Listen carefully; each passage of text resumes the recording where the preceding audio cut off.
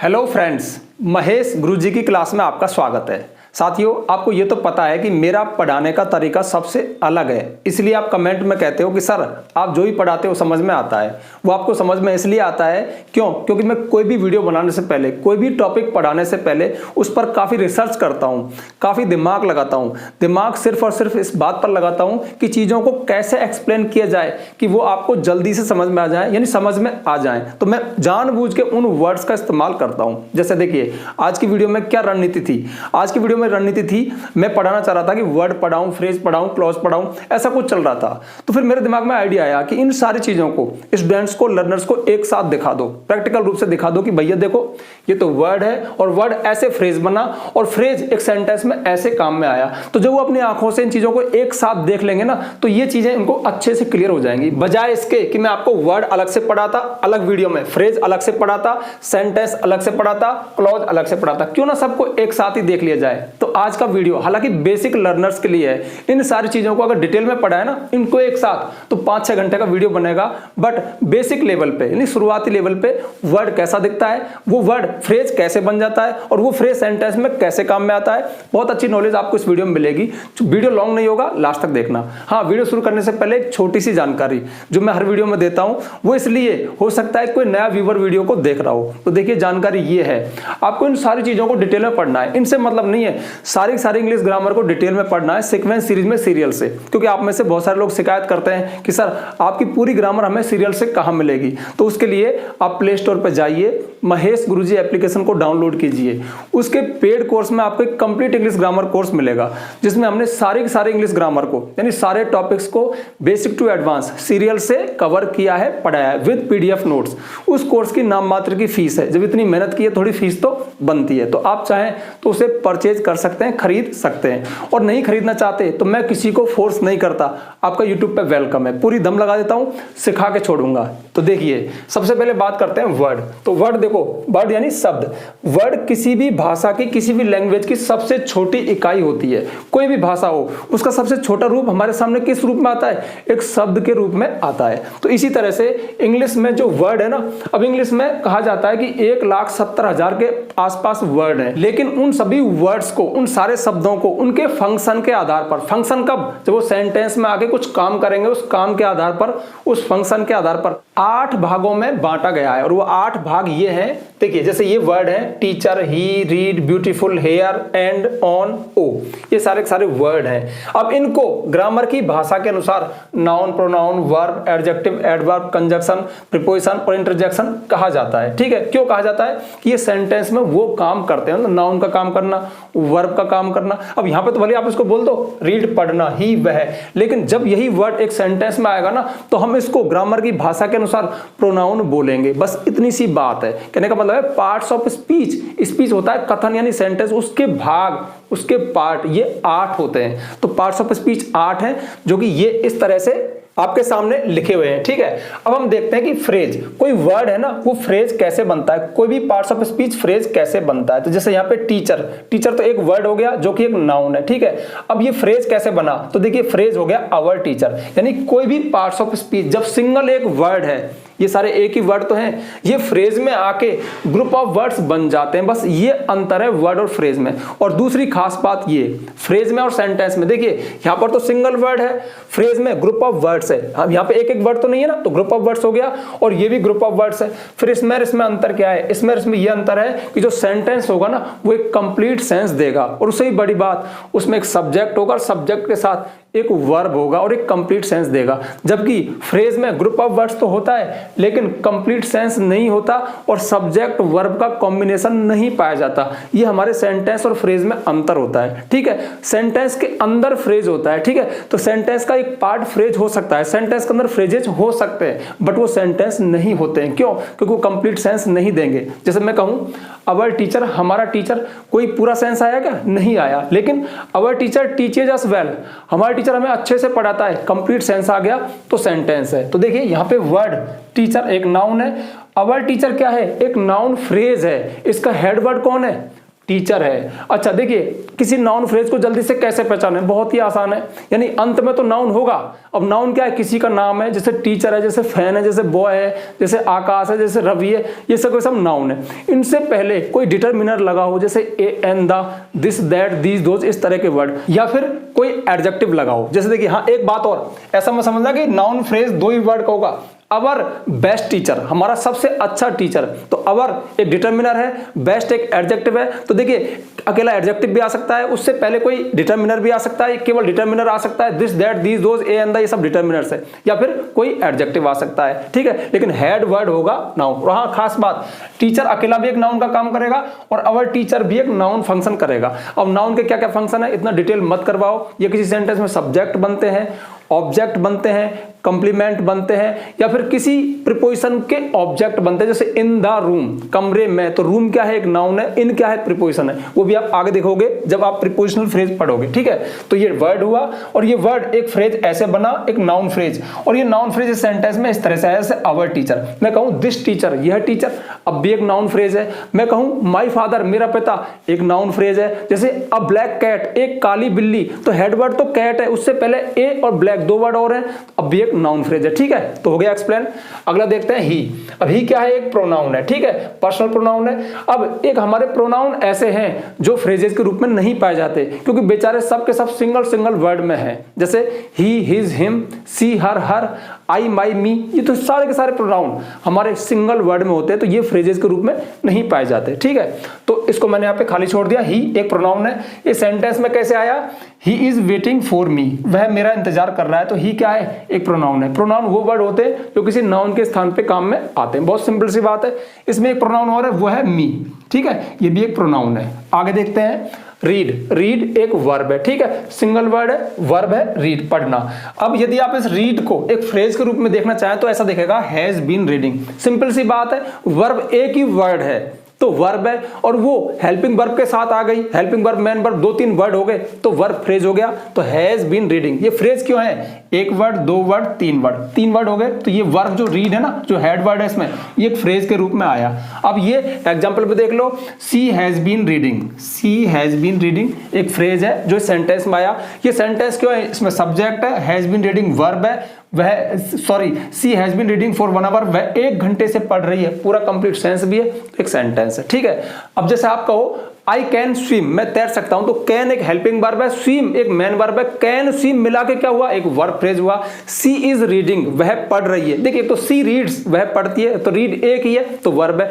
Is reading, तो is helping verb है, reading main verb है, इज रीडिंग क्या हुआ, एक वर्ब फ्रेज हुआ, ठीक है। अब बढ़ते हैं आगे। जैसे ब्यूटीफुल, ब्यूटीफुल क्या है, एडजेक्टिव है। एडजेक्टिव क्या वर्ड होते हैं, ऐसे वर्ड जो किसी नाउन या प्रोनाउन की विशेषता बताएं, उनको मॉडिफाई करें, उसको क्वालिफाई करें, एडजेक्टिव कहलाते हैं, ठीक है। जैसे ब्यूटीफुल सुंदर एक एडजेक्टिव है, स्मार्ट एक एडजेक्टिव है, रिच अमीर एक एडजेक्टिव है, पुअर एक एडजेक्टिव है, क्योंकि किसी की विशेषता बता रहे हैं। ब्लू नीला, ब्लैक काला, व्हाइट सफेद, गुड अच्छा, बैड बुरा, ये सब के सब एडजेक्टिव है, ठीक है, एक वर्ड होता है। लेकिन फ्रेज के रूप में कैसा दिखता है, वेरी ब्यूटीफुल, बहुत सुंदर। तो ब्यूटीफुल जो कि हेड वर्ड है, जो कि एडजेक्टिव है, उससे पहले एक वर्ड और लगाए, तो वेरी ब्यूटीफुल पूरा एक ग्रुप है, एक साथ पढ़ा जाएगा, बोला जाएगा, लिखा जाएगा, बहुत सुंदर। जैसे अवर टीचर, हाँ एक खास बात, ये पूरे ग्रुप होता है, एक साथ ही निकलता है मुंह से और सेंटेंस में एक साथ लिखा जाता है, इसलिए फ्रेज होता है। इसके वर्ड्स को आप सेंटेंस में अलग अलग नहीं लिख सकते। वेरी ब्यूटीफुल बहुत सुंदर, ठीक है, तो एक फ्रेज के रूप में आया। जैसे मैं कहूं दिस डॉग इज ब्लैक, यह कुत्ता काला है, तो ब्लैक क्या है, एक एडजेक्टिव है, मतलब कुत्ते की विशेषता है, कुत्ता ब्लैक काला है। और मैं कहूं this dog is extremely black, यह कुत्ता अत्यधिक काला है, तो एक्सट्रीमली क्या हुआ, ये किसके साथ जुड़ेगा, ब्लैक के साथ, ब्लैक से पहले आया, ब्लैक एक एडजेक्टिव है, तो एक्सट्रीमली ब्लैक क्या हुआ, एक एडजेक्टिव फ्रेज हुआ, ठीक है। तो फ्रेज कब होता है, जब दो या दो से अधिक वर्ड और काम एक ही करें, एक फ्रेज हो जाता है। तो हमारे पार्ट्स ऑफ स्पीच फ्रेज में इस तरह से दिखते हैं। ब्यूटीफुल एडजेक्टिव है, वेरी ब्यूटीफुल एडजेक्टिव फ्रेज है। ये सेंटेंस में कैसे लगेगा, the house is very beautiful, घर बहुत सुंदर है, या the house is extremely beautiful, घर अत्यधिक सुंदर है, तो वेरी ब्यूटीफुल का हुआ, इसमें एक एडजेक्टिव फ्रेज हुआ।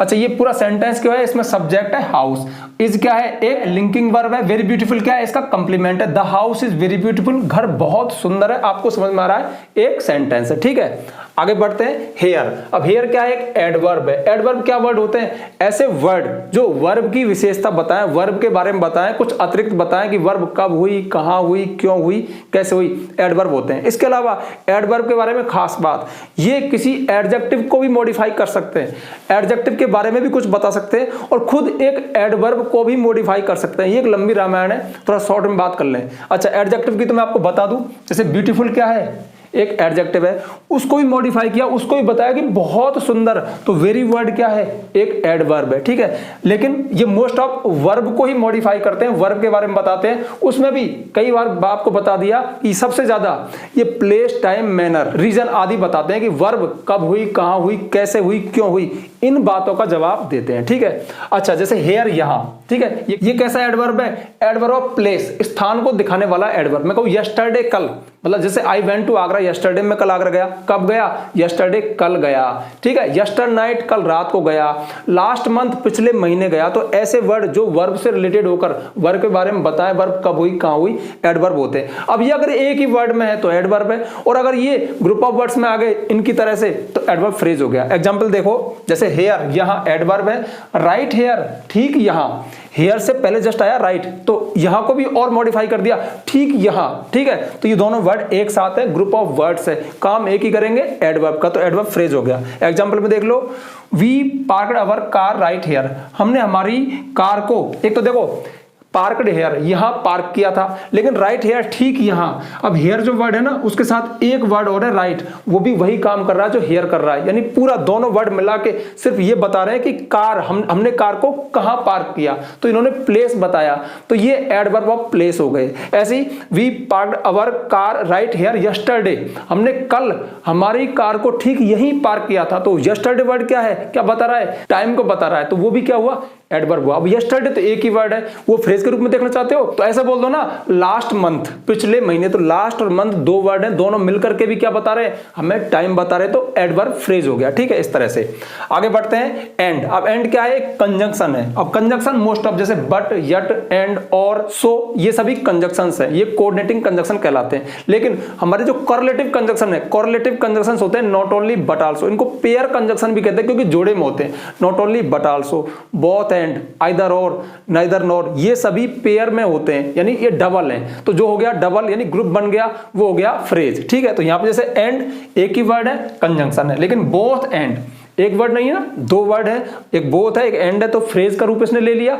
अब एग्जांपल में देख लो, both Ram and Shyam make me fool, दोनों राम और श्याम मुझे मूर्ख बनाते हैं, तो बोथ एंड, यहां पर ये हमारा कंजंक्शन फ्रेज के रूप में आया, डबल वर्ड में आया, ठीक है। हालांकि ये इतने फेमस नहीं है, हाँ ये और काम की बात मैं आपको बता दूं, ये तो क्या जबरदस्ती करके मैं आपको एक्सप्लेन कर रहा हूं, लेकिन जब भी फ्रेजेस की चर्चा होगी ना ग्रामर में, पार्ट्स ऑफ स्पीच में, तो सबसे फेमस हमारे ये नाउन फ्रेज हैं, verb phrase, adjective phrase, adverb phrase और प्रीपोजिशनल फ्रेज, ये सबसे फेमस है, यही ज्यादा यूज में होते हैं, यही सबसे ज्यादा दिखाई देते हैं। एक तो बेचारा दिखाई नहीं देता, ये प्रोनाउन वाला।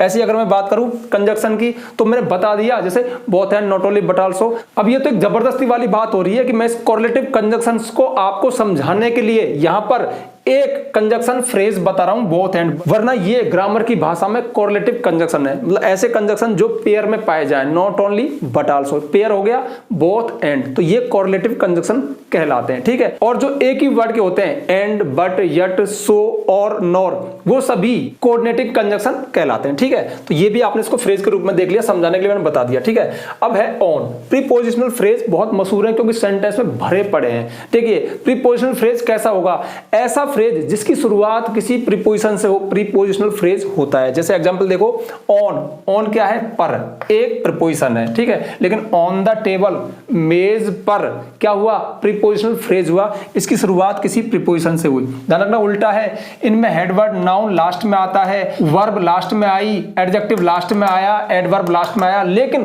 प्रीपोजिशनल फ्रेज वो कहलाता है जिसकी शुरुआत किसी प्रीपोजिशन से हो, इस बात का ध्यान रखना। और एक खास बात और है, प्रीपोजिशनल फ्रेज का एंड किसी नाउन से होता है। In the room, on the table, room क्या है, नाउन है, टेबल क्या है, नाउन है, लेकिन शुरुआत किससे हुई, इन और ऑन क्या है, प्रीपोजिशन है, ठीक है। इस बात का ध्यान रखना। जैसे देखिए, ऑन प्रीपोजिशन है, ऑन द टेबल, मेज पर, इसको सेंटेंस में देखो, the cat is sitting on the table, बिल्ली मेज पर बैठी हुई है, तो ऑन द टेबल क्या हुआ, एक प्रीपोजिशनल फ्रेज हुआ, ठीक है। ऑन क्या है, एक प्रीपोजिशन है ऑन पर, ठीक है। अब नेक्स्ट देखते हैं ओ क्या है, इंटरजेक्शन है। इंटरजेक्शन मतलब विस्मयादि बोधक शब्द, ऐसे वर्ड जो विस्मय दें, यानी आश्चर्य को प्रकट करें, खुशी को प्रकट करें, दुख को प्रकट करें, तो ये भी फ्रेजेस के रूप में हो सकते हैं। जैसे ओ अरे, लेकिन ओ नो, दो वर्ड हो गए ना, ओ और नो, तो फ्रेज बन गया।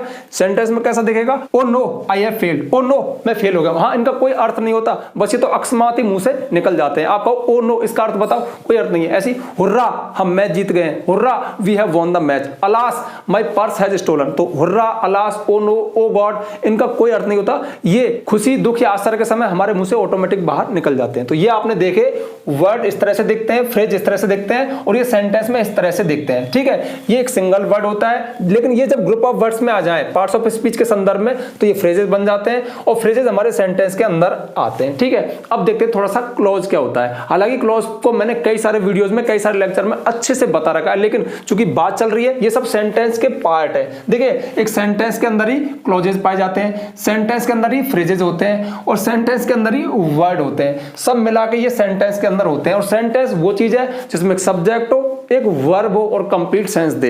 अब जब बात आ गई क्लॉज की, तो क्लॉज का मतलब है कि एक सब्जेक्ट एक वर्ब नहीं होगा, सेंटेंस तो होगा लेकिन दो सब्जेक्ट दो वर्ब होंगे, या तीन सब्जेक्ट तीन वर्ब हो सकते हैं। यानी सरल शब्दों में कह सकते हैं कि जब एक ही सेंटेंस में दो या तीन बात बताई जाए, जब दो या तीन बात बताई जाएंगी, तो दो तीन सब्जेक्ट होंगे, दो तीन वर्ब होंगी, लेकिन होगा एक ही सेंटेंस। तो वो दो तीन बातें हमारे सामने क्लॉजेज के रूप में आती हैं। जैसे एग्जाम्पल देखो, जैसे क्लॉजेस कैसे दिखते हैं, आई नो गोपी, मैं गोपी को जानता हूं, हु रिपेयर्स द व्हीकल्स, जो वाहनों की मरम्मत करता है। तो आई नो गोपी, इसमें एक क्लॉज हुआ, ठीक है। हु रिपेयर्स द व्हीकल्स, जो वाहनों की मरम्मत करता है, दूसरा क्लॉज हुआ, ठीक है। इस सेंटेंस में दो क्लॉजेज हैं, जिसमें से ये मेन क्लॉज है, मेन क्लॉज को इंडिपेंडेंट क्लॉज भी कहते हैं, और जो दूसरा बचा वो एक डिपेंडेंट क्लॉज है। डिपेंडेंट क्लॉज को हम सबऑर्डिनेट क्लॉज भी कहते हैं। सबऑर्डिनेट क्लॉज ऐसा क्लॉज होता है जो अपने अर्थ के लिए मेन क्लॉज पे डिपेंड करता है, ये कंप्लीट सेंस नहीं देता, ठीक है। डिपेंडेंट क्लॉज या सबऑर्डिनेट क्लॉज जिसको कहते हैं,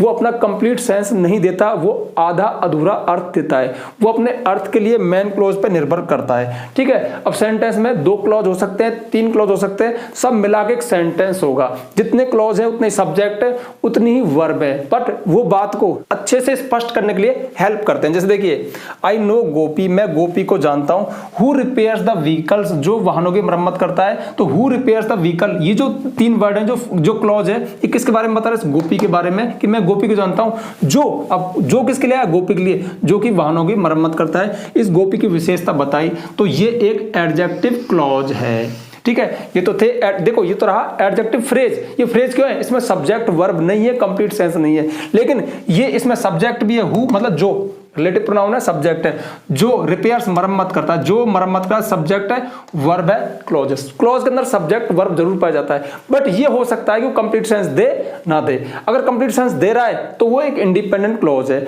अगर नहीं दे रहा तो एक डिपेंडेंट क्लॉज है। ये सारी बातें मैं कई सारे लेक्चर्स में स्पष्ट कर चुका हूं, ठीक है। अगला देखो, When you called me, जब तुमने मुझे कॉल किया था, I was traveling, मैं यात्रा कर रहा था। तो देखिए इसमें subject verb, full stop last में आया, सेंटेंस तो एक ही है ना, तो इसमें दो क्लॉज है। अब मेन क्लॉज कौन सा है, आई वॉज ट्रेवलिंग, मैं यात्रा कर रहा था, क्यों, क्योंकि ये कंप्लीट सेंस दे रहा है। और दूसरी बात, कई सारे लेक्चर में आपको बता दी यार, जिस क्लॉज की शुरुआत किसी सबऑर्डिनेटिंग कंजक्शन से हो या किसी WH वर्ड से हो, वो एक सबऑर्डिनेट क्लॉज होता है, डिपेंडेंट क्लॉज होता है। जैसे देखिए ऊपर वाले में देखो, आई नो गोपी, फ्रेश है, सब्जेक्ट है, वर्ब है, मतलब सीधा है, इससे पहले कुछ नहीं लगा, लेकिन रिपेयर्स द व्हीकल, हु, अब हु किसमें आया, इसमें आया, तो ये वाला सबऑर्डिनेट क्लॉज है, डिपेंडेंट क्लॉज है। ऐसे he when you called me, ठीक है, अब यू सब्जेक्ट है, वर्ब है, आई वाज ट्रैवलिंग, तो देखिए ये सब्जेक्ट ये वर्ब, ये सब्जेक्ट ये वर्ब। अब इनमें से किस सेंटेंस में, यानी किस क्लॉज से पहले कुछ टंगा है, व्हेन इससे पहले टंगा है, WH वर्ड है। हालांकि ये वैसे तो आपको WH वर्ड दिख रहा होगा, लेकिन ग्रामर की भाषा में सबऑर्डिनेटिंग कंजक्शन है। तो व्हेन यू कॉल्ड मी, जब तुमने मुझे कॉल किया था, ये एक इनकम्प्लीट सेंस दे रहा, जब तुमने मुझे कॉल किया था, कुछ समझ में नहीं आ रहा, तो इसका मतलब ये आश्रित है, ये आश्रित वाक्य, हिंदी में इसको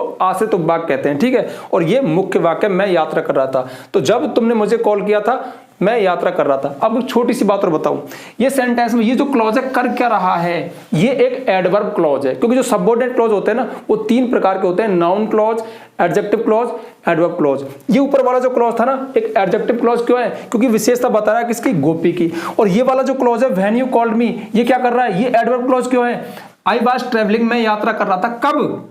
जब तुमने मुझे कॉल किया था। यानी इस यात्रा करने का समय क्या है, टाइम क्या है? जब तुमने मुझे कॉल किया था उस समय यात्रा हो रही थी। अब मैं कहूं, देखो yesterday, sorry, I was travelling yesterday, मैं कल यात्रा कर रहा था। तो यस्टरडे वर्ड क्या बता रहा है? टाइम बता रहा है। ये भी तो टाइम बता रहा है। When you called me I was travelling, मैं यात्रा कर रहा था जब तुमने मुझे कॉल किया था। अब जो समय बताया गया वो क्लॉज की शक्ल में बताया गया, इसलिए एडवर्ब क्लॉज है। एडवर्ब क्लॉज में भी कौन सा है? ये एडवर्ब ऑफ टाइम। अब वो एडवर्ब ऑफ टाइम एक वर्ड यस्टरडे नहीं है, एक क्लॉज की शक्ल में, क्योंकि इसमें सब्जेक्ट है, वर्ब। ठीक है, ये काफी सारी चीजें हैं, काफी सारे लेक्चर्स में हमने इनको कवर किया है। इस बात का ध्यान रखना। हाँ, एक और खास बात देखो, आई नो गोपी, यहां पे मैं इसको क्लॉज बोल रहा हूं, मैन क्लॉज, लेकिन अगर मैं इसको हटा दूं ना, हु रिपेयर्स द व्हीकल्स, इसको हटा दो, इसको देखो मत, ये है भी यहां पे।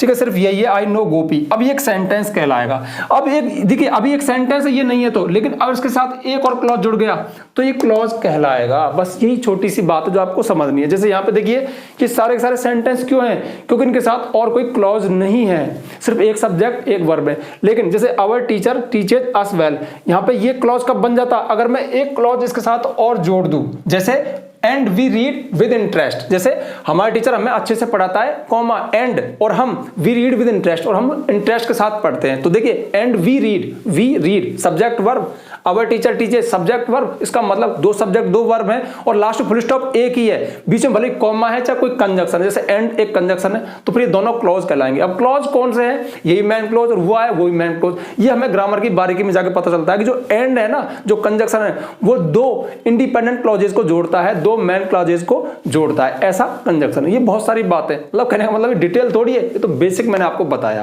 तो ठीक है भाइयों, ये था वीडियो। एक ही वीडियो में वर्ड, फ्रेज, क्लॉज, सेंटेंस को आपको बताने की कोशिश की, और मुझे पता है कि कोशिश काफी हद तक सफल रही होगी। बहुत सारे क्वेश्चंस भी माइंड में आ रहे होंगे, मन ऐसा कर रहा होगा यार ये चीज और स्पष्ट हो जाए, क्योंकि वीडियो शॉर्ट में था ना, शॉर्ट में सारी चीज बताई। तो अगर आप एक सीरियस स्टूडेंट है तो कई बातों में ऐसा लगा होगा यार ये चीज डिटेल मिल जाए। तो डिटेल आप कहीं से भी पढ़ सकते हो। मैंने जिस कोर्स की आपको चर्चा की उससे भी पढ़ सकते हो। मेरे ही चैनल पर बहुत सारे वीडियोस हैं, वहां से देख सकते हो, किसी और का वीडियो देख सकते हो। लेकिन आपको एक शुरुआत तो हुई, एक प्यास तो पैदा हुई चीजों को जानने की, और फिर थोड़ा समझ में आया होगा। ठीक है, तो अब वीडियो को यहीं क्लोज करते हैं। अब जल्दी से वीडियो को लाइक कर दो, ज्यादा ज्यादा शेयर किया करो, और यदि आप चैनल पर नए आए हो तो चैनल को सब्सक्राइब करना, बेल आइकन प्रेस करना, ताकि आपको आने वाले वीडियोस के नोटिफिकेशन मिल जाए। ठीक है, आज के लिए बस इतना ही। मिलते हैं नेक्स्ट वीडियो में नेक्स्ट टॉपिक के साथ। तब तक के लिए बाय। आप चाहो तो इसको नोट कर सकते हो।